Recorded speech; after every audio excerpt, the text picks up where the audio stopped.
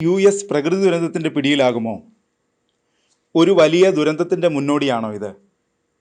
US mount Rainier അഗ്നിപർവ്വതമാണ് ഭീഷണി ഉയർത്തുന്നത്. ഇവിടെ നൂറുകണക്കിന് ഭൂകമ്പങ്ങളാണ് ഉണ്ടായിരിക്കുന്നത്. സജീവ അഗ്നിപർവ്വതമാണ് മൗണ്ട് റെയ്നിയർ. എന്നാൽ കഴിഞ്ഞ 500 വർഷങ്ങൾക്കിടയിൽ ഈ അഗ്നിപർവ്വതത്തിൽ വലിയ സ്ഫോടനങ്ങളൊന്നും ഉണ്ടായിട്ടില്ല. എന്നാൽ അടുത്തിടെയാണ് ഭൂകമ്പങ്ങൾ അഗ്നിപർവ്വതത്തെ ബാധിക്കാൻ തുടങ്ങിയത്. ഇതാണ് ആശങ്ക ഉയർത്തുന്നത്. 2009 ശേഷമുള്ള അഗ്നിപർവ്വതത്തിലെ ഏറ്റവും വലിയ ഭൂകമ്പമാണ് ഇപ്പോൾ അനുഭവപ്പെട്ടതെന്നാണ് US ജിയോളജിക്കൽ സർവേ പറയുന്നത്. 300-ലധികം ഭൂകമ്പങ്ങൾ ഉണ്ടായതിൽ 2.3 ആണ് ഏറ്റവും തീവ്രതയേറിയ ഭൂകമ്പം. ജൂലൈ 8-നാണ് ഈ ഭൂകമ്പം അനുഭവപ്പെട്ടത്.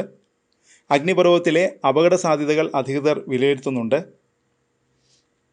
ജൂലൈ 10 വ്യാഴാഴ്ച വരെ മൗണ്ട് റെയ്നിയറിൽ Pacific North West seismic network 334 ഭൂകമ്പങ്ങൾ തിരിച്ചറിഞ്ഞതായി Cascades Volcano Observatory public information officer Holly Weiss Racine USA ടുഡേയോട് പറഞ്ഞു.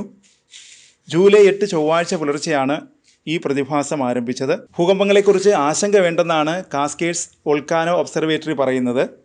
ജൂലൈ 8 രാവിലെ 26 ഭൂകമ്പങ്ങൾ ഉണ്ടായതായും ജൂലൈ 10 രാവിലെ എണ്ണം കുറഞ്ഞതായും വെയ്സ് റെയ്സിൻ പറഞ്ഞു.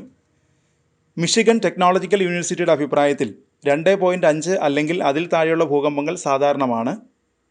ഓരോ വർഷവും ദശലക്ഷക്കണക്കിന് ഭൂകമ്പങ്ങൾ ഇത്തരത്തിൽ സംഭവിക്കാറുണ്ട്.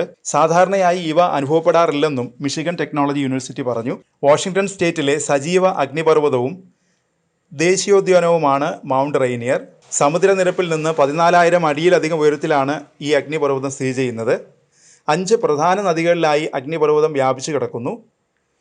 കാസ്കേഡ്സ് അഗ്നിപർവ്വത നിരീക്ഷണ കേന്ദ്രത്തിൻ്റെ കണക്കനുസരിച്ച് മൗണ്ട് റെയ്നിയറിൽ മാസം തോറും 9 ഭൂകമ്പങ്ങൾ സാധാരണമാണ്. അഗ്നിപർവ്വതത്തിൽ സാധാരണയായി വർഷത്തിൽ 1-2 തവണ ഭൂകമ്പ കൂട്ടങ്ങൾ ഉണ്ടാകാറുണ്ടെന്നും പക്ഷേ അതത്ര വലിയ ഭൂകമ്പങ്ങളല്ല അവയെന്നും അഗ്നിപർവ്വത നിരീക്ഷണ കേന്ദ്രം പറയുന്നു.